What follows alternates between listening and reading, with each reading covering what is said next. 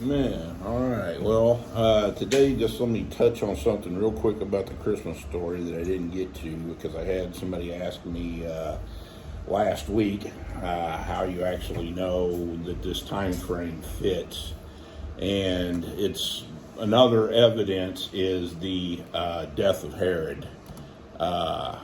Josephus records the death of Herod and the two teachers that he burned right before he died, and he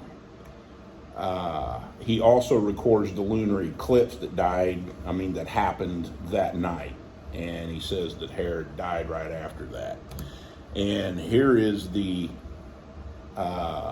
quote from Josephus Antiquities, page 164, 167. If you go down there in the green, this outlines all the red, just tells you what happened, that he was going to kill the rabbis that tore down that eagle off the temple.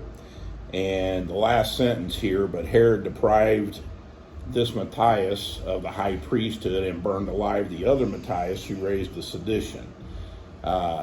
With his other accomplices. And that very night there was a lunar eclipse. So these are time markers of when Herod was still alive right before he died.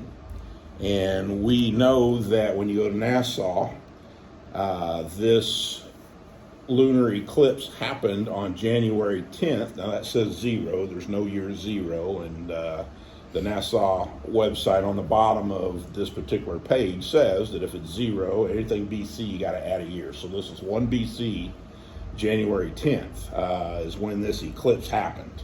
And you can see that it was almost right over Israel on the map. Okay. He also tells about how he died, and this actually is confirmed. Well, the people at the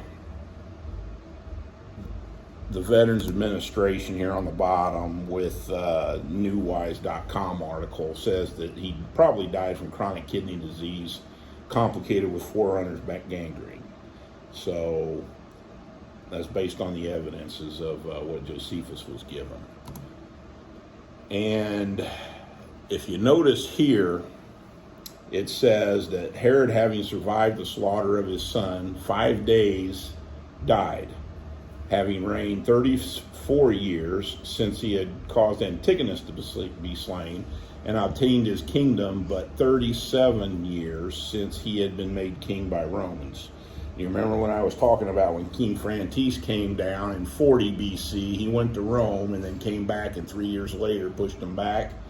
37 BC, he was made king of the Jews, and here is evidence here in Josephus Antiquities for that, and it says he was 37 years. So this is the time frame that this is putting all this at.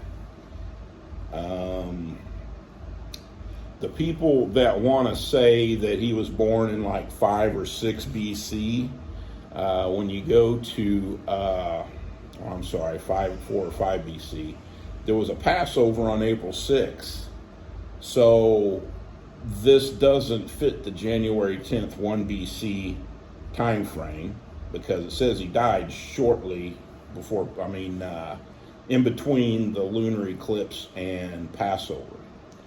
And this one, let's see, the Passover would have been on March 21st in 5 BC, and there would have been a total eclipse on March 23rd, 4 BC, which is a year. It would have been 5 BC because you got to add a year. But this really wasn't directly over Israel, where they would have seen it as a total lunar eclipse. Let's see.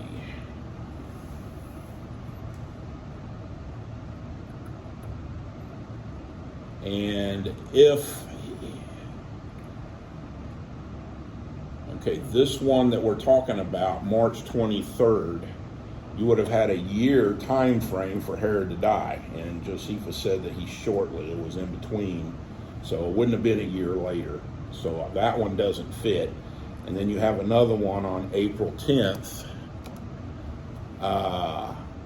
On March 13th of 4 BC, you've got another eclipse, but it's a partial. It's not a total.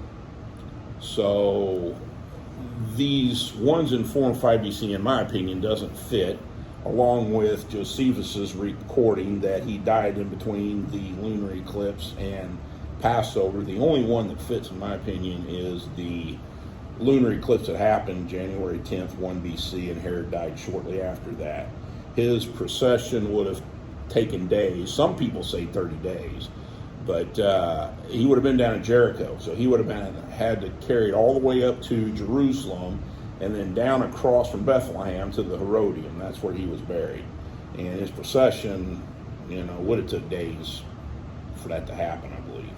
So anyway, that's just a Christmas evidence that tells you about what happened there. So were there actually, and I don't know if this is a question that makes sense or not, but were there actually people that thought Herod was a good, did he obviously must have had followers that thought he was? I don't think there was anybody who thought he was. Well, that's what I'm saying, because when you're talking about that procession and stuff, I wonder if that was strictly because of the fact that people were forced to. Probably. But I read stuff that said that it actually would have probably took 30 days because they would have carried him short. They would have done it fast. Right. It would have been short, and it would have been from Jericho up to Jerusalem. He would have been there for several days and then went down to the Herodium before they did that. I don't really know. I'm not convinced myself it would have took that long, but there are people that know more than I do that does say that it would have taken a long time. I do believe he died at Jericho, and I do believe that he was buried at the Herodium. So whatever happens in between those two times, and it's about a 6 to 8 hour walk, I think, from Jericho. But from the evidence, you would think that you probably wouldn't have had a lot of people that are like, oh man, I feel so bad that he died. No, they would have been rejoicing. Right, exactly, right. That's what I'm getting at, Yeah. That's. Well, they were still under Rome's thumb, so he was a Roman placed, politician. So you probably wouldn't have wanted to come. Keep your mouth shut. Yeah, keep your mouth shut.